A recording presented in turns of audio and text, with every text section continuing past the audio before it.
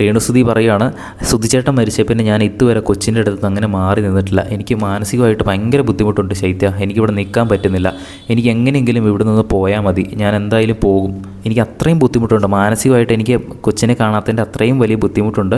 എനിക്കിവിടുന്ന് പോകണമെന്നാണ് രേണുസുതി ശൈത്യയുടെ അടുത്ത് പറയുന്നത്. അതുകൊണ്ട് രേണുസുതി റിക്വസ്റ്റ് ചെയ്യാണ്, എടാ നീ തിങ്കളാഴ്ച എൻ്റെ പേര് പറയണം കേട്ടോ, നോമിനേഷൻസിൽ എൻ്റെ പേര് പറയണം. എന്നെ ഈ അടുത്ത ദിവസം എന്നെ ഇവിടുന്ന് എവിക്റ്റ് ചെയ്ത് വിട്ടാലും എനിക്ക് ഒരു കുഴപ്പമില്ല. ഞാൻ സന്തോഷത്തോടു കൂടി ഇവിടെ നിന്ന് ഇറങ്ങിപ്പോകും.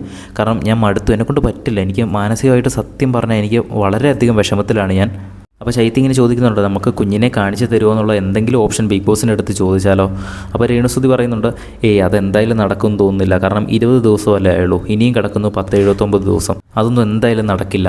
നീ പറ്റുന്ന ഒരു സഹായം ചെയ്യും. നീ നാളത്തെ കഴിഞ്ഞ് നമ്മൾ വീണ്ടും നോമിനേഷൻസ് നടക്കുന്നുണ്ടല്ലോ, അപ്പം എൻ്റെ പേര് എന്തായാലും നീ പറയണമെന്ന് റിക്വസ്റ്റ് ചെയ്തിരിക്കുകയാണ് ശൈത്യയുടെ അടുത്ത്. രേണുസുതി ഓൾറെഡി പോകാൻ തയ്യാറായിട്ട് നിൽക്കുവാണ്. അവിടെയുള്ള പലർക്കും അതറിയാം. പലരോടും രേണു പറയുന്നുമുണ്ട് രേണുവിന് പുറത്തേക്ക് പോകണം, അവിടെ നിൽക്കാൻ താല്പര്യമില്ല, മാനസികമായിട്ട് കൊച്ചിനെ കാണാത്തതിൻ്റെ വളരെയധികം ബുദ്ധിമുട്ടുണ്ട്. അത് മാത്രമല്ല തലയുടെ കേസുണ്ട് എന്നൊക്കെ പറഞ്ഞ് അനുമോൾ കഴിഞ്ഞ ദിവസം പറഞ്ഞല്ലോ, തലയുടെ പെയിൻ ഇരിക്കുന്ന കേസ്. അത് പറഞ്ഞപ്പോൾ തൊട്ട് രേണുസുതി ഭയങ്കര ഡള്ളാണ്. അതുമാത്രമല്ല പ്രധാനമായിട്ടും കൊച്ചിൻ്റെ കേസാണ് രേണുസുതി പറയുന്നത്. സുധിച്ചേട്ടൻ മരിച്ച പിന്നെ ഞാൻ ആദ്യമായിട്ട് ഇങ്ങനെയൊക്കെ മാറി നിൽക്കുന്നത്. ഫോണും എല്ലാ കാര്യങ്ങളൊക്കെ ഉണ്ടായിരുന്നുകൊണ്ട് സംസാരിക്കാൻ പറ്റുമായിരുന്നു. പക്ഷേ ഇതിപ്പോൾ ഇതിൻ്റെ അകത്ത് അങ്ങനെ പറ്റില്ലല്ലോ. അതുകൊണ്ട് എനിക്ക് എന്തായാലും പോകണം എന്നുള്ളൊരു നിലപാടിൽ തന്നെ രേണുസുതി നിൽക്കുകയാണ്.